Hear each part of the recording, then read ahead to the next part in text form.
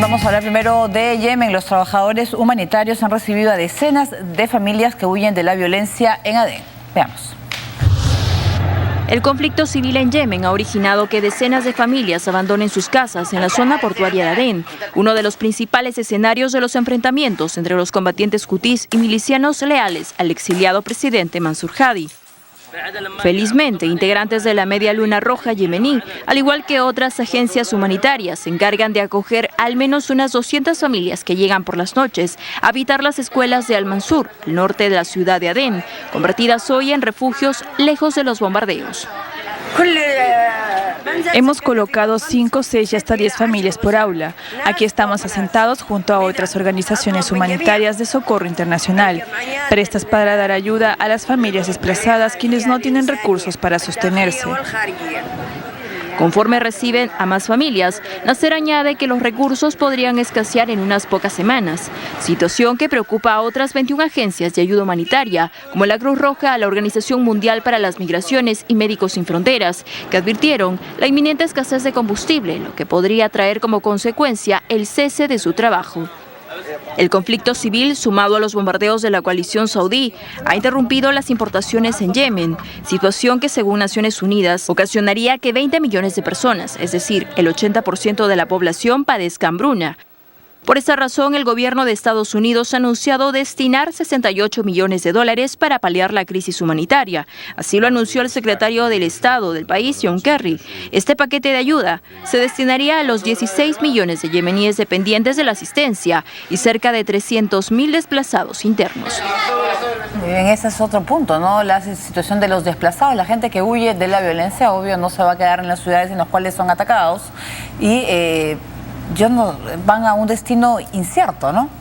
Sí, bueno, hay varios que se están escapando a África, que está allí nomás, o sea, Djibouti, a Somalia, que también es una zona de guerra, pero en fin. O van a intentar también de repente cruzar el Mediterráneo, también será uno de los puntos. Eventualmente, ¿no? Claro. Eventualmente. En todo caso, la ofensiva pues de Arabia Saudita y sus aliados está generando pues un problema humanitario sumamente serio, ¿no? Porque incluso, o sea, por ejemplo, han bombardeado el aeropuerto de una pista en Sana, que es la capital de Yemen, que está en el norte, porque no quieren que aterricen, ante el miedo, en todo caso, a que aterricen aviones de Irán. Okay. ¿No? Porque el gran fantasma para Arabia Saudita es Irán. Entonces, para impedir que aterrice un avión de Irán, bombardean la pista, pero claro, eso impide que puedan llegar ayuda humanitaria, ¿no? Y después también están bombardeando en Adén, que es esta ciudad que está al sur, que es la capital del sur de Yemen.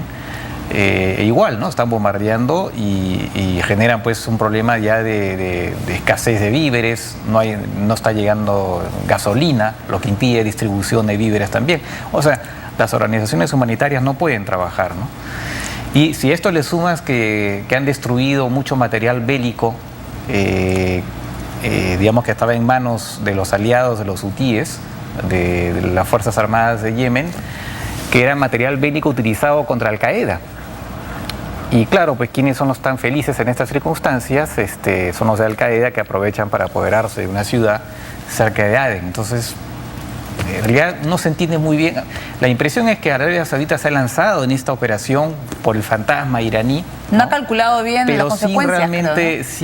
Claro, con el objetivo, en realidad, lo que ellos quieren es frenar de alguna manera los hutíes, permitir el regreso del presidente reconocido por la comunidad internacional, y a partir de ahí que haya unas negociaciones, ¿no? Y que haya un acuerdo de paz.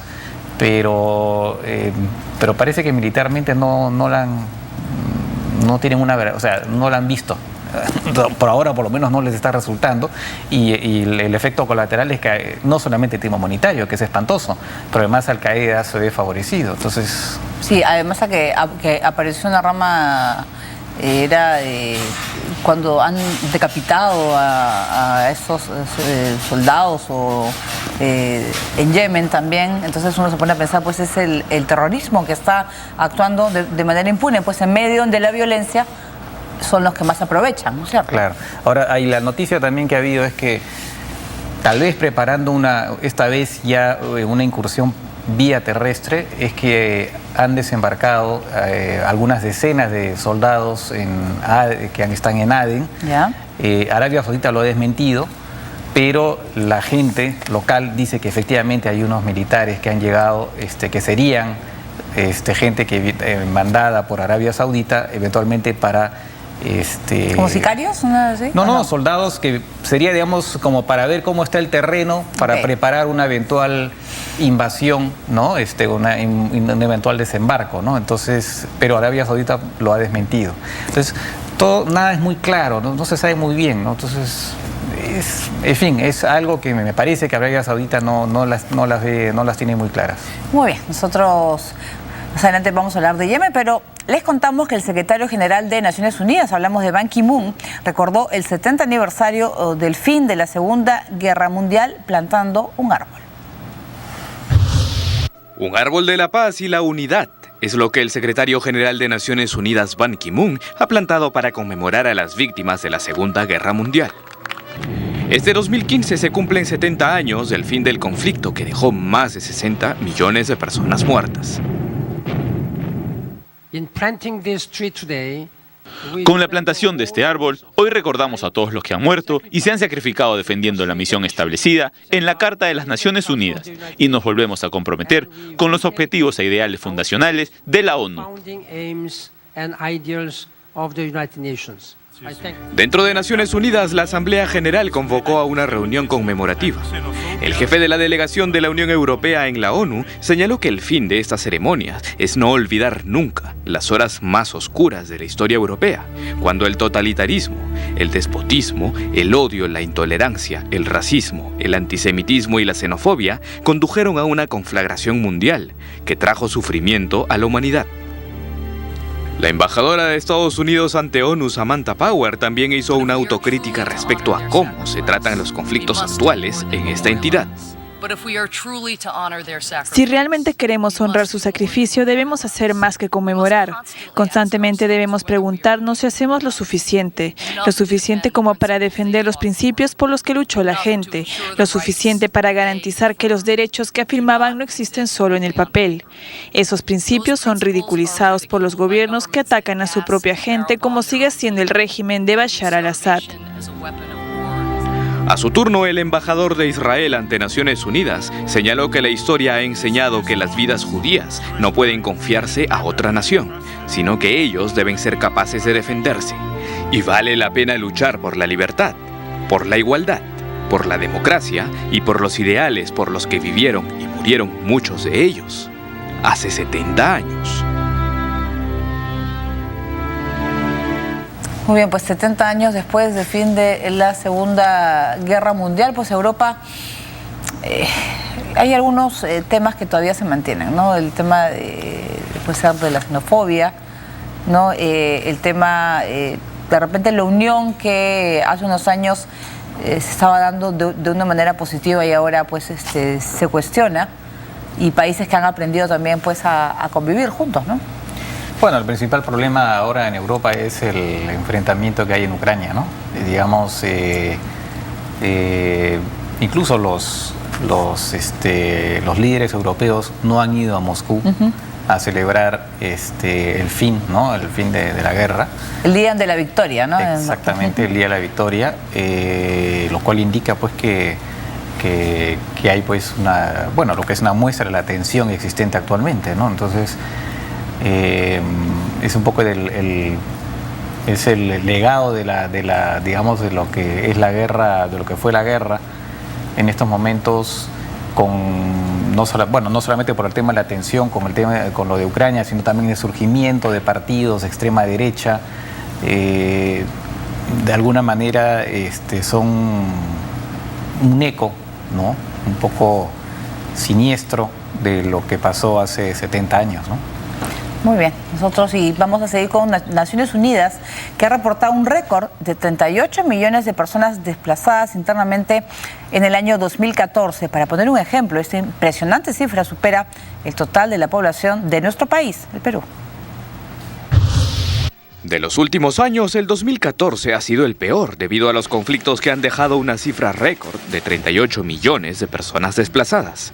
Así lo informó la Agencia de Refugiados de la Organización de Naciones Unidas y el Consejo Noruego para los Refugiados. El secretario general de esta última entidad ha dicho que ninguno de los pedidos humanitarios para los principales países con desplazados, como Irak, Siria, República Centroafricana y Sudán del Sur, tenían más del 20% del financiamiento. Siria es el primer país con mayor número de desplazados, 7,6 millones de desplazados internos, sumados a 4 millones de refugiados que salen del país hacen un total de 11,6 millones, es decir, más del 50% de su población. Es tan difícil y tan simple como decirle a Estados Unidos, Rusia, Irán, Arabia Saudita y Turquía que deben sentarse y enviar una señal en este conflicto y digan, paren ya. El noruego Ian Egeland ha dicho que en sus 35 años como trabajador humanitario no había visto algo similar. Y es que 38 millones de personas desplazadas podría ser una cifra similar a la población de grandes ciudades como Londres, Nueva York o Pekín. Y a nivel local supera en 8 millones a la población total del Perú. Pero el problema es más grave y solucionarlo requiere inversión diplomática, política, económica y social de los gobiernos, principalmente de las grandes potencias del mundo que tengan la influencia para detener las guerras, según Egeland. Mientras tanto, esto demuestra el absoluto fracaso para proteger a los civiles inocentes. Muy bien, los desplazados que no solamente pues, se dan en el Medio Oriente, también en otras partes del mundo, pero cuyo origen es la extrema violencia. Gente pues, que no puede quedarse en su lugar de residencia porque tiene que huir, porque si no muere. En Siria, lamentablemente, ha estado viviendo eso en los últimos años. Muchísimos han logrado ir a países vecinos, viven en campos de refugiados, las organizaciones no se dan abasto para poder mantenerlos y realmente es una crisis, ¿no? Eso incluso se comparó peor que la situación de en la Segunda Guerra Mundial. Bueno, hay dos cosas, ¿no? El aumento de los conflictos y por otro lado la falta de recursos, ¿no? Los estados, el hecho que haya más conflictos evidentemente y haya esta masa de refugiados y desplazados hace que los requerimientos en dinero sean mucho mayores. Hay que darles de comer a todos. Claro, y además coincide pues, con un periodo en que los estados están endeudados, hay menos dinero y claro, entonces el trabajo humanitario de Naciones Unidas y organizaciones, ONGs y demás se hace mucho más difícil, ¿no? Muy bien, vamos a ir con otros temas. Washington está ofreciendo recompensas por información de 4 líderes del Estado Islámico. Vamos a conocer de quiénes se trata. A medida de que Estados Unidos investiga si los atacantes de Texas estaban realmente vinculados al Estado Islámico, ahora han ofrecido recompensas de hasta 7 millones y un total de $20 millones a quienes ofrezcan información relevante sobre